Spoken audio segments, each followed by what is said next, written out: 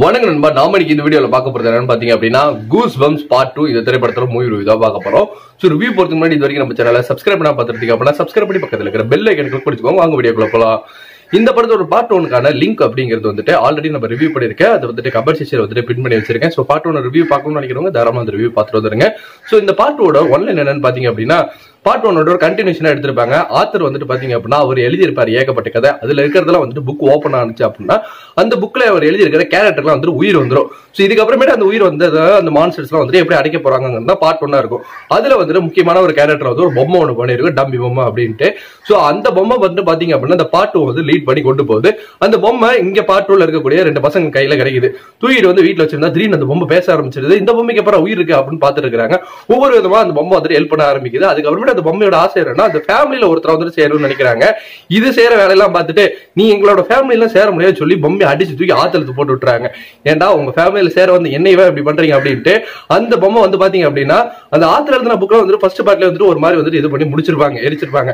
அதனால இப்ப என்ன பண்ணுது அந்த பொம்மைனா அந்த பொம்மை நினைச்சது அப்படின்னா அந்த பொம்மையோட ஒரு ஸ்பெஷல் ஒரு பவர் என்னன்னா அந்த பொம்மை யாருக்கு வேணாலும் உயிரை கொடுக்கலாம் அப்படிங்கிற இருக்கும்போது கரெக்டா அந்த டிபார்ட்மெண்ட் ஸ்டோருக்கு போய் ஏகப்பட்ட பொம்மை இருக்கும் இல்லையா. சோ அது அத்தனையுமே வந்துட்டு உயிரை கொடுக்குது. அத்தனையுமே வந்து பாத்தீங்க அப்படின்னா இந்த பொம்மையோட பேச்சு கேட்க ஆரம்பிச்சது. இதுக்கப்புறமேட்டு ஊர்ல இருந்து திரும்ப வந்துட்டு ஏகப்பட்ட அசம்பாதங்கள் நடக்குது. இது எப்படி தடுத்து நிறுத்துறாங்க அப்படிங்கிறது இந்த படத்தோட வீதி கதையா அமைஞ்சிருந்தது.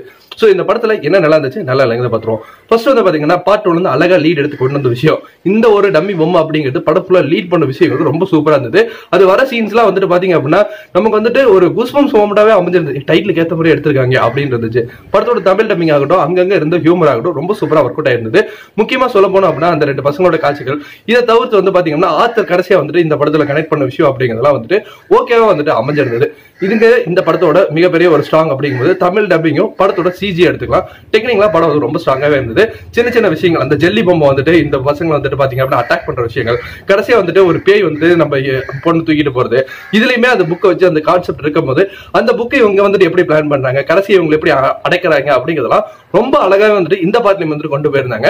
சோ பார்ட் 1 தொடர்ந்து பார்ட் 2மே நல்லா இருந்தது. ஆனா கம்பேர் டு பார்ட் 1ல வந்து பாத்தீங்கன்னா ஹியூமருங்கிறது நல்லா ஒர்க் அவுட் ஆயிருக்கும். பட் அது மட்டும் இந்த படத்துல கொஞ்சம் வந்துட்டு மிஸ் ஆயிருச்சோ அப்படிங்கிற ஒரு எண்ணம் இருக்கதா செய்து அதை தவிர்க்கவே முடியல.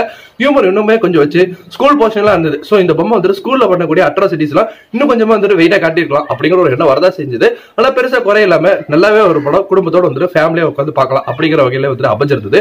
சோ நீங்க இந்த திரைப்படம் பார்த்துட்டீங்கன்னா உங்களுக்கு எப்படி இருக்குது நம்மளோட கமெண்ட் செக்ஷன்ல வந்துட்டு தட்டி விட்டுருக்கேன்.